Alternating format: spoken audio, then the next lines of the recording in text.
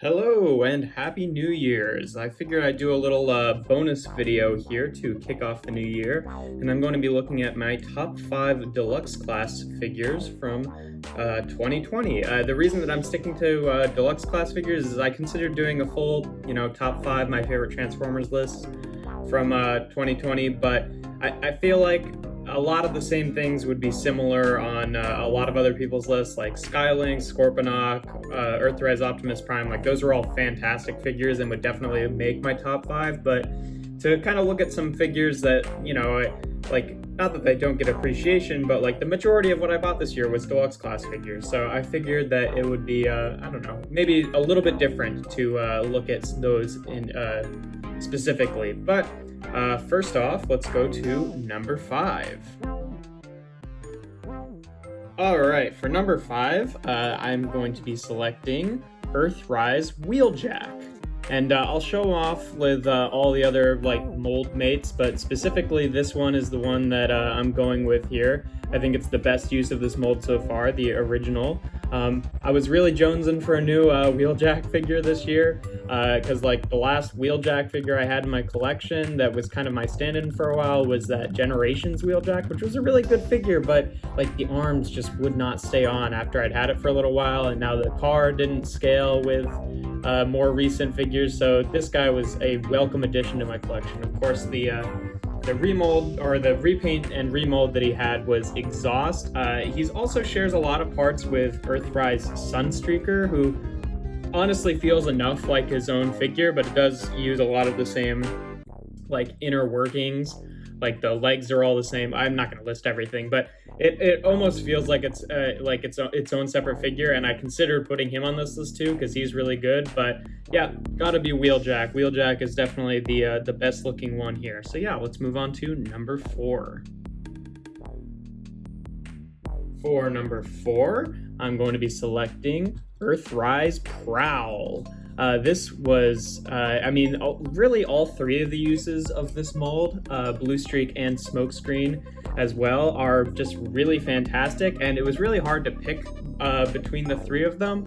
I'd say that at least with mine, Prowl feels the most solid overall, the construction feels the best, which is why I'm going with him, but looks-wise, I might go to Smokescreen just because I really like Smokescreen's colors, and I really like how they use the white on the thighs, and it looks very cartoony, especially when he's standing next to Hoist. It has a very season 2 vibe. I don't know, but I think Prowl is my favorite overall, and he is really the pretty much I'd say the most important use of this mold. But yeah, it's a really good figure.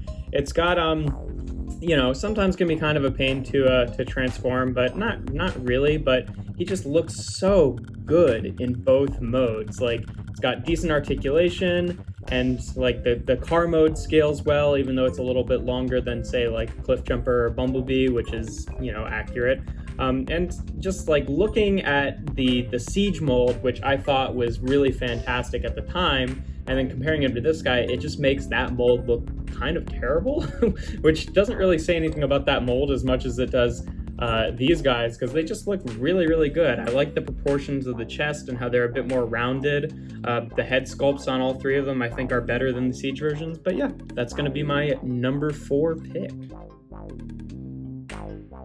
Okay, coming in at number 3 is Earthrise Alicon. This guy is just an absolute joy. I really love all the detail on him. He's got great sculpting. It's just a character that we've really needed a good figure of for a long time, and this guy has been so much fun to mess around with. I knew that he looked good, but when I actually got this guy in hand, I just absolutely fell in love with him.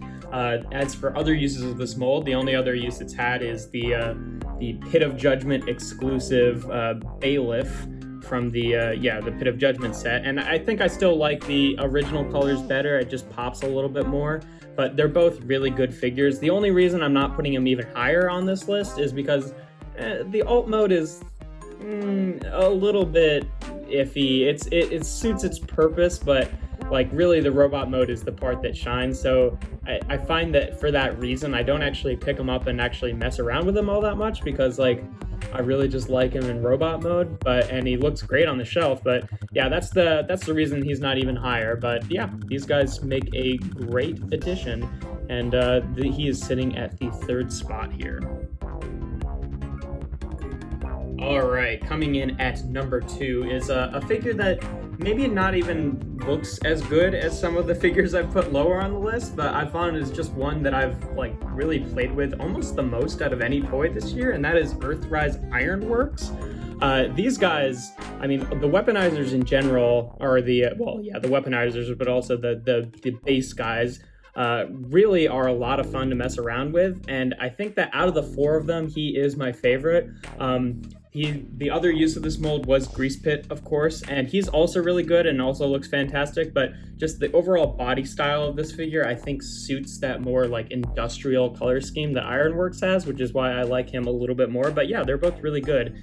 Like I said, like this is probably like out of the 4 of them, I've spent the most time messing around with them than like almost any other figures this year, just because there's so much playability into making like all these little base setups, and it really helps you like put stuff together and make it feel like original as opposed to just transforming back and forth. And don't get me wrong, I love transforming figures back and forth. That's why I collect Transformers to begin with. But these guys just have a lot of playability that I think is really, really unique. And I'm excited about where that's going in the future with those fossilizers. But yeah, they're gonna, well, mostly Ironworks here is going to sit in at my number 2 spot. And then, no, last but not least, my number 1 deluxe class figure of the year, and probably I'm almost tempted to say my number 1 figure of the year, regardless of scale, is War for Cybertron Netflix Bumblebee. This guy is super fantastic. I've been waiting for a good Volkswagen Bumblebee figure for a long time, and one that scales really well with other figures, and this guy is just absolutely superb. The alt mode is like near perfect, and the robot mode is fantastic as well. Like the only real gripe I have about this figure is the parts forming thing, and like I can get over that. It's not really that big a deal. It's just something that, like, you know, if you put it down on paper, I'd be like, yeah, I'd prefer it not do that. But I think that it's definitely a good payoff for having this figure just be so fantastic. And, you know, you would hope that I like this mold since I own 4 of them. But yeah, I'd say Bumblebee is definitely my favorite out of all of them. Cliffjumper coming in at a close second. I think he's the only figure on this list in which I actually like the repaint remold better than the original use, being Cliffjumper. But I think really when they designed this figure, it was always intended to be both of them. So I'm really happy that we have a good Bumblebee and Cliffjumper that are like the same mold, but they don't turn into the same car. I sort of wish Bugbite turned into the Beetle as well, but I understand, you know, licensing of the vehicles.